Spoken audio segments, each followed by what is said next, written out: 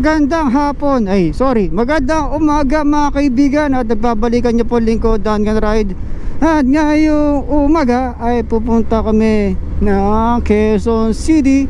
At may kasama ako, si Gilbert. Pero nauna na siya doon sa sa pupuntahan namin. Ako medyo na-late na ako na alis. Ito, papunta na ako doon sa Quezon City, sa may bandang Commonwealth. Alright, sana di tayo masyado matraffic.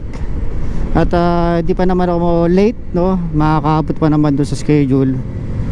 At ito, ngayon lang ulit ako nakadaan ng Manila. Very busy streets, super traffic. At least nakamotor tayo, hindi tayo ma-stuck. At tayo ay doon dapat sa kanan.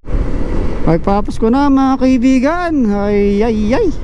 Ayan, sarap ng simoy na hangin. Medyo malamig kahit medyo maaraw na konti, no?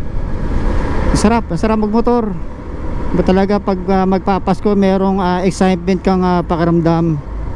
Exciting, no? Tapos medyo malamig. Humidikit ang pumputa. Gulat ako sa iyo. Sige na, singit ka.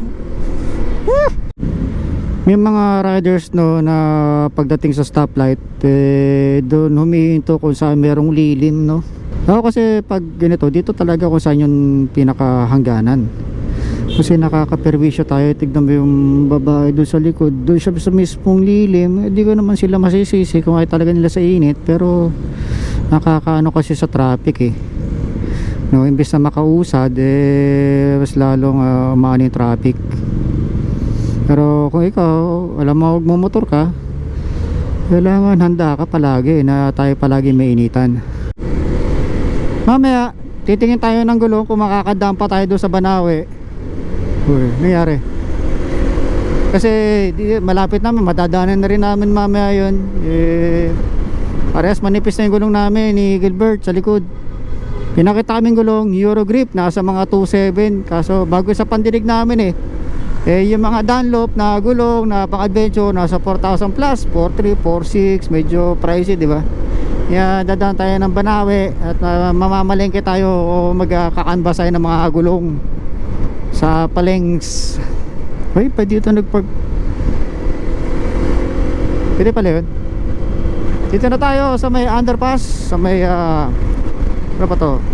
Quezon Avenue. Welcome to the jungle. Sarap magmotor. Iwas traffic. Alright. Dito pa lang tayo sa may kanto ng West Avenue. Traffic. Grabe. Hirap dumanyan dito. Napaka-traffic. Pag may ambulansya, no, sa likod, parang nakakataranta, no? So dito na tayo, malapit sa circle mga kaibigan.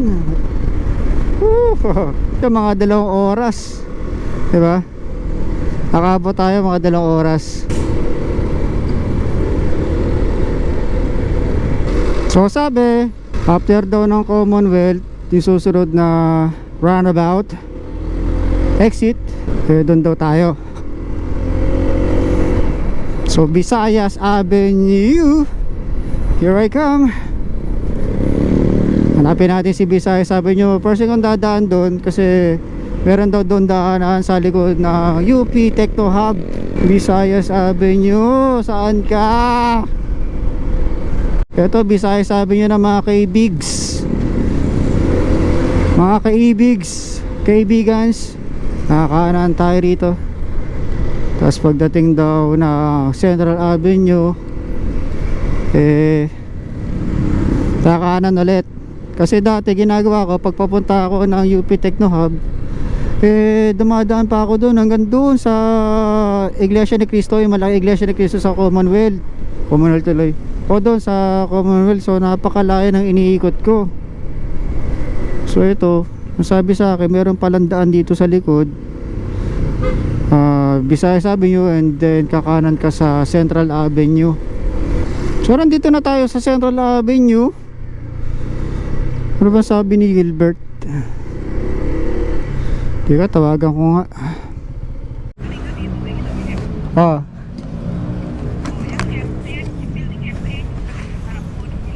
Ah, okay.